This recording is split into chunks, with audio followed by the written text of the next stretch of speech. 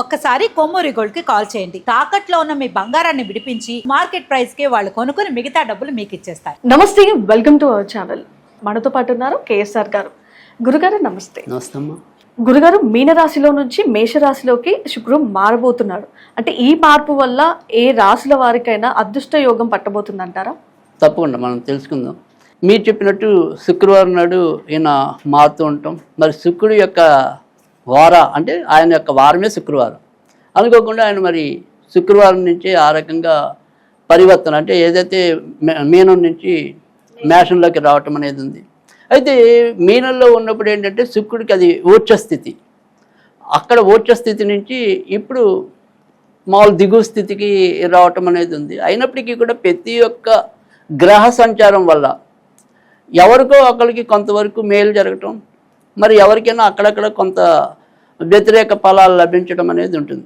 అయితే ఇప్పుడు మీరు అడిగిన ప్రశ్నలు ఏంటంటే అసలు ఎవరికి అదృష్ట యోగం అనేది పడుతుంది అనేది కనుక చూసుకున్నట్టయితే కనుక మొట్టమొదటి అదృష్ట యోగం అనేది అయితే కనుక మిథున రాశికి ఎక్కువగా కనపడుతుంది.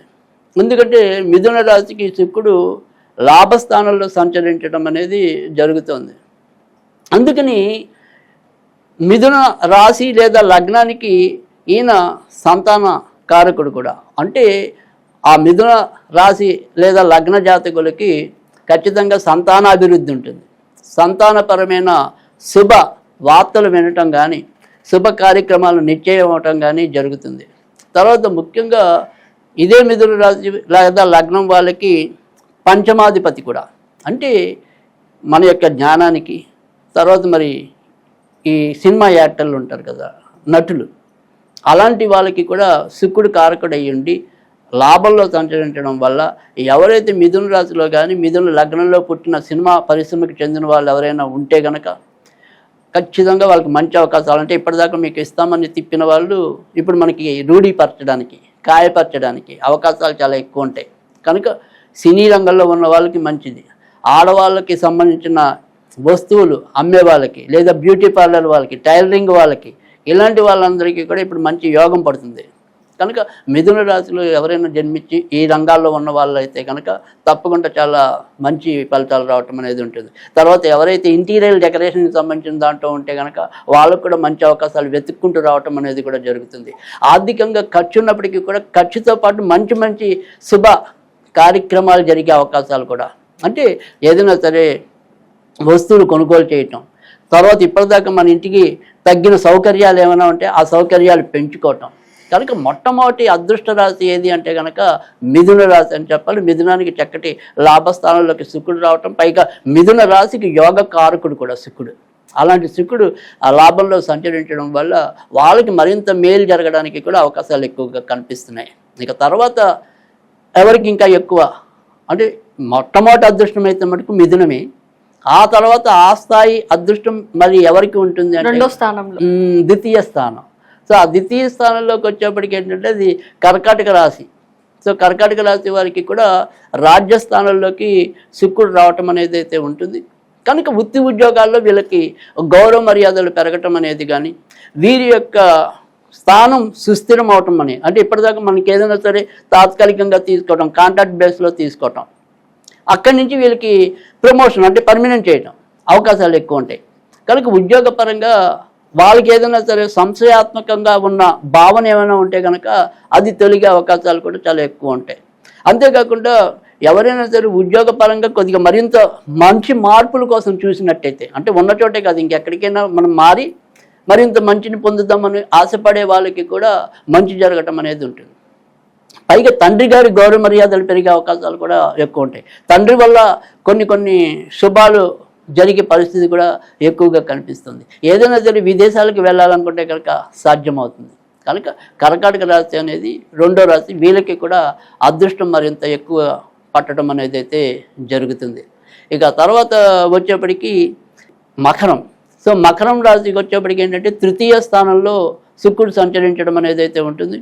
కనుక ఏదైనప్పటికీ కూడా ఆ వ్యాపార విస్తరణ కానీ, తర్వాత వీళ్ళకి కూడా పిల్లల ద్వారా సహాయ సహకారాలు లభించడం కానీ, వాళ్ళు ఏదైనా సరే ఇంకా మీదటి పిల్లల మీద ఆధారపడి విశ్రాంతి తీసుకుందాం అనుకుని కలలు కలే తల్లిదండ్రులకు కూడా ఆ కళలు ఫలించడం అనేది, ఆ రకంగా మకర రాశి వారికి కూడా మేలు ఎక్కువ జరిగే పరిస్థితుంది. అదే రకంగా మళ్ళీ కుంభరాశి వారికి కూడా కొంతవరకు అదృష్టం కలిసి రావటం అనేది అయితే ఉంది. కనుక మేషం, కర్కాటకం, మకరం, కుంభం వీళ్ళకి ఎక్కువ మేలు జరగటం అనేది అయితే ఉంటుంది.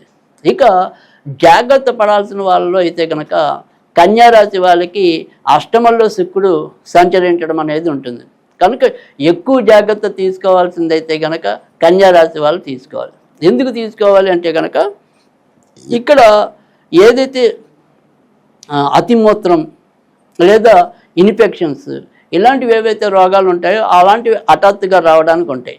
అంటే మనకి ఏదైనా సరే తీసుకునే వాటర్ అంటే నీటి ద్వారా కూడా కొన్ని తాత్కాలికంగా ఇబ్బంది కలగటం అనేది ఉంటుంది, అది ఆరోగ్యపరంగా. తర్వాత అష్టమంలో శుక్రుడు ఉండటం వల్ల ఏంటంటే ఈ పిల్లలు అంటే ఈ టీనేజ్ పిల్లలు ఎవరైనా ఉంటే కనుక వాళ్ళ ప్రవర్తన విషయంలో జాగ్రత్త పడటం అనేది అవసరం. ఒక్కోసారి మన యొక్క ఆలోచనలు చెడు వైపు మరలడానికి కూడా అవకాశాలు ఉంటాయి. తర్వాత ఇటు ఆడవాళ్ళు అయితే కనుక మగాళ్ళు అయితే కనుక ఆడవాళ్ళ వల్ల కొంతవరకు కొత్త సమస్యలు తెచ్చుకోవడానికి అవకాశం ఉంది. కాకపోతే ఒక విషయంలో కొంతవరకు లాభం ఏంటంటే కనుక ఇప్పటిదాకా మనకి ఆగిపోయిన ధనం బయట ఏదైనా ఉంటే, అంటే గతంలో మనం ఎప్పుడో అప్పిచ్చాం, అది కొంత ఇప్పుడు వసూలు అవ్వడానికి ఉంది. తర్వాత రెండోది వచ్చేప్పటికి ఏంటంటే ఎవరైతే ఫైనాన్స్ రంగంలో ఉన్నవాళ్ళు, తర్వాత జీవిత బీమా రంగంలో ఉన్నవాళ్ళు, తర్వాత వచ్చేప్పటికి వ్యాపార లావాదేవీలు ఉంటే బ్యాంకులు ఇలాంటివి ఏవైతే ఉంటాయో అలాంటివి చోట్ల పనిచేసే వాళ్ళకి చక్కటి ఉన్నతైతే ఉంది. కానీ ఇక్కడ ఈ ఉండే ఏదైతే శుక్ర సంచారం వల్ల మొట్టమొదటి ప్రాథమికంగా గుర్తుంచుకోవాల్సింది ఏంటంటే కనుక నీరు తీసుకునేప్పుడు తగిన జాగ్రత్తలు, అంటే ఏ పడితే ఆ కలుషిత వాటర్ అనేది తీసుకోకుండా ఉండటం అనేది ఒకటి. తర్వాత రెండోది వచ్చేప్పటికి ఏంటంటే మనం ఎవరితో సహవాసం చేస్తున్నాం, ఎవరి పక్కన మనం పనిచేస్తున్నాం, ఇలాంటివి కొంతవరకు గుర్తెరిగి ప్రవర్తించవలసిన అవసరం అయితే కనుక ఎక్కువగా కన్యారాశి వాళ్ళకి కనిపిస్తుంది. అంటే మనకి ఏదైనా సరే ఒక్కోసారి మనం మంచి చేసిన ఒక్కోసారి కలంకం, అంటే ఏదైనా సరే మనని అనుమానించే వాళ్ళు కానీ మన మీద నిందలు మోపేవాళ్ళు కానీ అవకాశాలు ఎక్కువ ఉంటాయి ఇప్పుడు. కనుక కన్యారాశి వాళ్ళు ఆ విషయంలో మాత్రం జాగ్రత్త తీసుకోవాలి. ఆ తర్వాత మళ్ళీ ఇంకెవరికి ఏ రాశికి ఇంకా కొద్దిగా చెడు ఎక్కువ ఉంటుంది అంటే కనుక ఖచ్చితంగా మళ్ళీ వాళ్ళతో పోలిస్తే కనుక వృశ్చిక రాశి వాళ్ళకి కూడా కొంతవరకు చెడు జరగటం అనేది అయితే ఉంటుంది. ముఖ్యంగా ఏదైనప్పటికీ కూడా జీవిత భాగస్వామి పరంగా చికాకులు ఎదురవుతూ ఉంటాం. ఎవరు అంటే ఆడవాళ్ళ ప్రవర్తన మగవాళ్ళకి, మగవాళ్ళ ప్రవర్తన ఆడవాళ్ళకి ఇబ్బంది కలిగించడం అనేది అయితే ఉంటుంది. ఎంత ధనం వచ్చినా కూడా మిగుల్చుకోలేక ఇబ్బంది పడటం అనేది ఉంటుంది. అలాగే రోగాల రీత్యా కూడా డబ్బు ఖర్చే పరిస్థితి అయితే కనుక వృశ్చిక రాశి వారికి అయితే ఎక్కువగా కనిపిస్తుంది. కనుక కన్యా వృశ్చిక రాశి వాళ్ళకి కొద్దిగా చెడు ఫలితాలు, ఇందాక మనం చెప్పుకున్న ఏదైతే మేషము, కర్కాటకము, మకరము, కుంభము వీళ్ళకి శుభ ఫలితాలు ఎక్కువ ఉన్నాయి.